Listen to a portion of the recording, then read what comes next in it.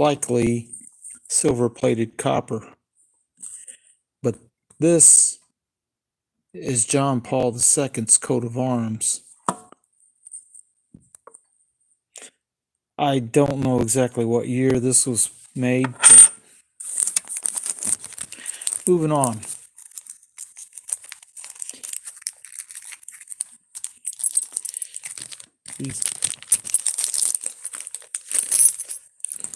I got these silver coins at below melt. 63. This one is 64, and the quarter is a 64. It's drilled exactly where the mint mark would be on this. Well under melt when I bought them. And if it's got a hole in it, I wouldn't recommend buying them at a price over melt unless it's just a super rare coin that you want for your collection. This was a little under melt when I bought it today. 30 something cents.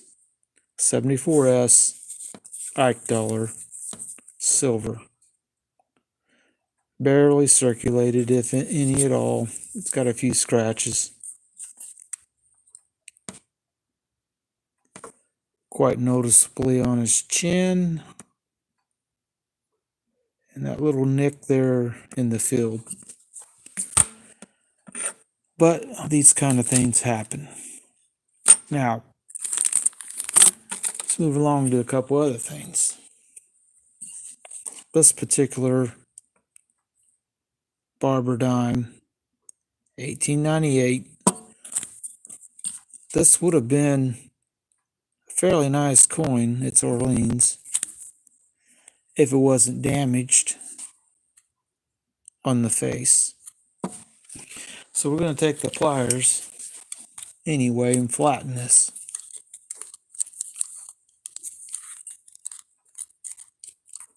Just like so. So that in the future, going in and out of a box, it won't get any more scratches on it. Now, this one, someone wrote fine on the card. If you look closely, you can read Liberty. Hello, guys.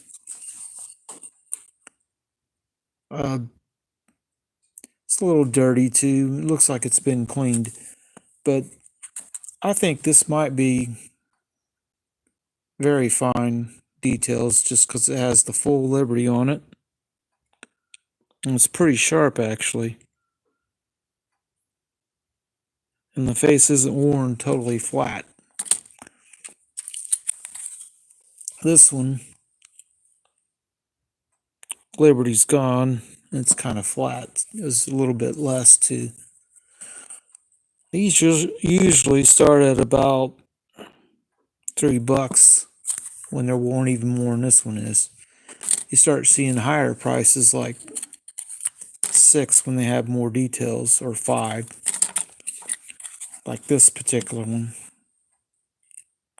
1893, which is dark, but not worn real bad. Now here's another one that's a bit of a shame. 1912. Full Liberty, very sharp scratches. Very noticeable on the face, and a lot of marks. I'm kind of thinking wire brush or maybe a Brillo pad. The back on this, though, a couple little nicks. Not much wear. It's a pretty nice example other than having the scratches on it, and would likely be more than $12 if it wasn't damaged. Now, these little bars I got, I believed the USCG meant U.S. Coast Guard. But I looked it up and found a company that issued this as U.S. Commemorative Gallery, a mint, independent mint. So apparently that doesn't mean U.S. Coast Guard. Move along a little bit. I bought this bag of random world coins, including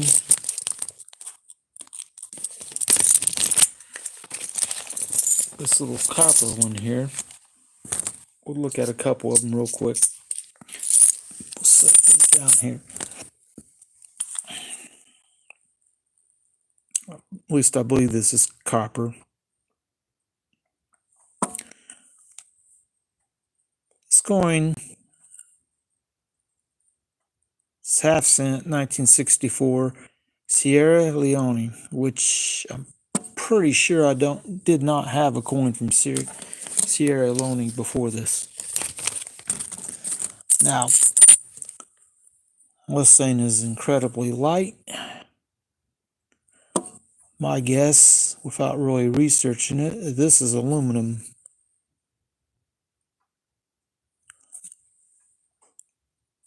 Got a fish on it. Now, most of the rest of this is a Vietnam coin from 1963. I'm not even sure what this one is. Oh, Turkish. This is 10 pesos, and this is 2015 on it. It's Dominican. The Dominican Republic issued this one. Not too worn. This is Portuguese. A 100 denomination. 1990. Not worn hardly at all.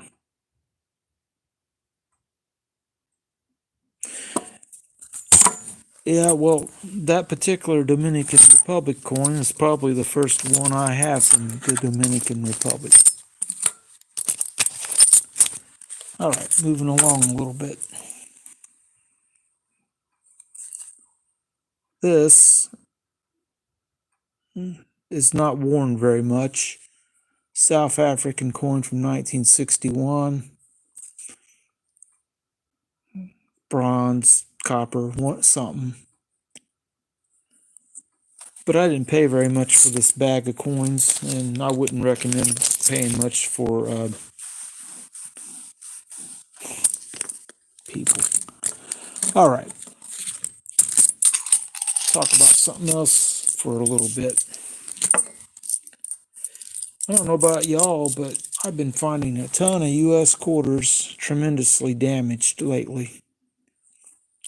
Like that's scratched up real bad. That's like sandblasted. That's a really new one. One of the U.S. women's coin from just a year ago, 2023. At 85 is really dark. It's not beat up too bad, but that one's sandblasted looking. But yeah, I've been finding a lot of quarters lately that are just super damaged for one reason or another. Look at this one.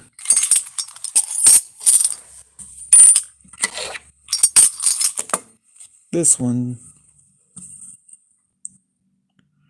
must have been caught in a washing machine or something to get that. And it's worn out on the other side too. It's not a mint error or nothing, it's just machine damaged. But finding a lot of quarters that are banged up just tell me that a lot of people are clearing out stuff they kept for whatever reason and just spending it because they need money. Now, 1909 New Orleans coins. This particular one, the quarter, you see the 54, that's for good for. This might not rate that high, but this is a pretty tough coin to get anymore because survivability issues. I've only seen one other one that someone was trying to sell.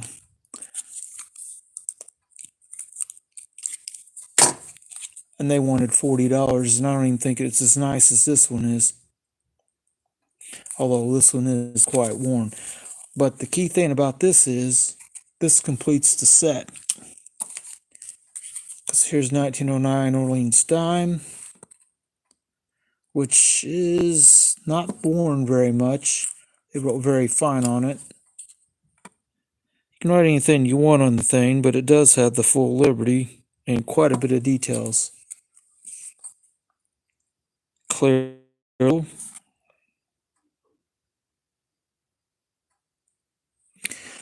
it's a nice dime. And then I have the two $half to go with them. There were three in the Barber series from New Orleans in 1909. These are all the last year coin from New Orleans. $half, that one's kind of slicked up. Yeah, the dime is in pretty good shape. It's a pretty nice one, but you see that number there? It's not cheap because it's a pretty nice one. These stayed in circulation for so long.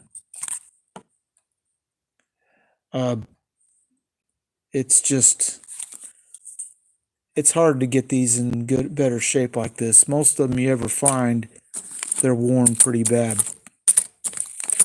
I mean, I got some reasonably nice ones today that aren't worn very much, like this 1912 dime,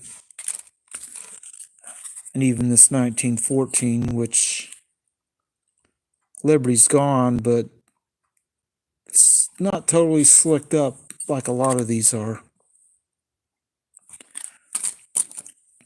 On this one, 1993, likely cleaned, buffed up a little bit.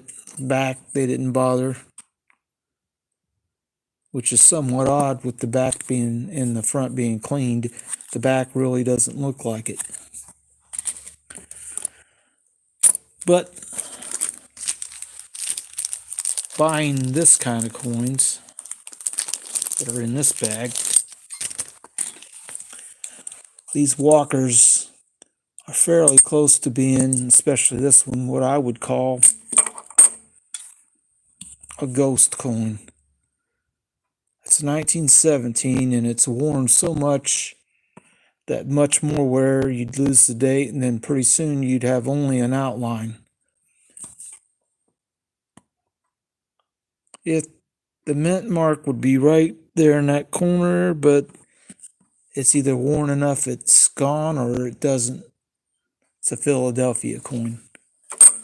I got all these for just a little bit under melt, which is around $10 a piece for these recent prices.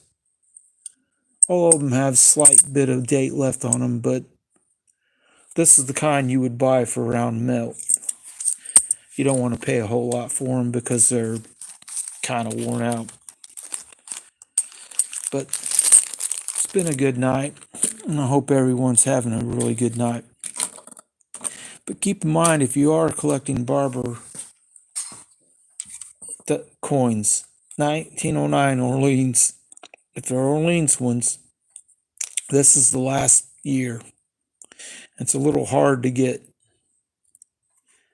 I know $25 seems a lot for a worn out coin, but this one, it's not too easy to find You can probably find them online, but I like to buy them from a dealer I know who has a Sigma and tests them and has been dealing in coins a long time, so you don't get an accident coin that looks right but isn't right.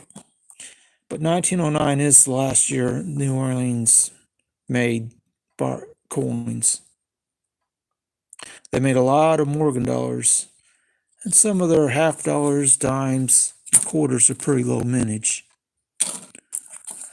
Not so Philadelphia, although there are lower mintage ones. They made quite a bit of quarters most years.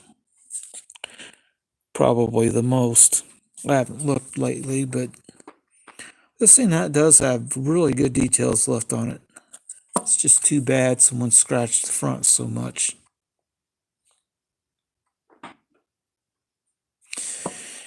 Anyway, my friends, I went on for a little bit. I don't have a whole lot more to talk about. So I'm going to go ahead and end this here in a few minutes or real soon.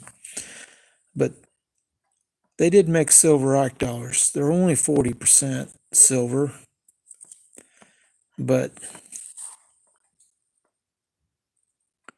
74S, there'll be S mint ones for these. This one is fairly nice, and one thing I want you to notice about this, on these Ike dollars, this top of the eagle to the surface is a relative cliff, sort of high relief.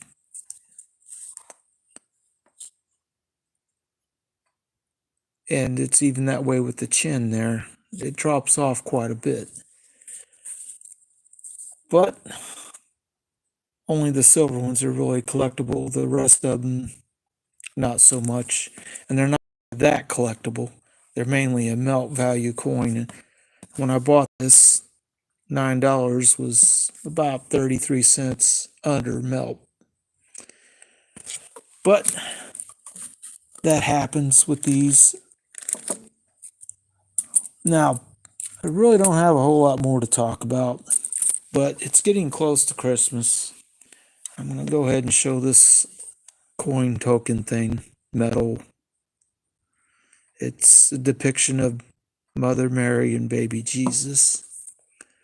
And on the back, it says joy to the world. So I'm going to wish everyone a Merry Christmas. And I hope that you have a good time, because I don't think I'll be going live again this year. And, but that's pretty much about what I got for y'all. And if you do run across these foreign coins like this $1 Hong Kong coin, if they're not silver, they shouldn't be very much. Most coin dealers sell this stuff by the pound. So keep that in mind. I mean, if it's a really nice, this isn't too bad. But if it's really nice, like looks mint fresh, mint state coin, this isn't. There might be a little value to it, but not too much. But I hope everyone has a good night. I got to get out of here, and we'll see you next time. I'll stream probably in January.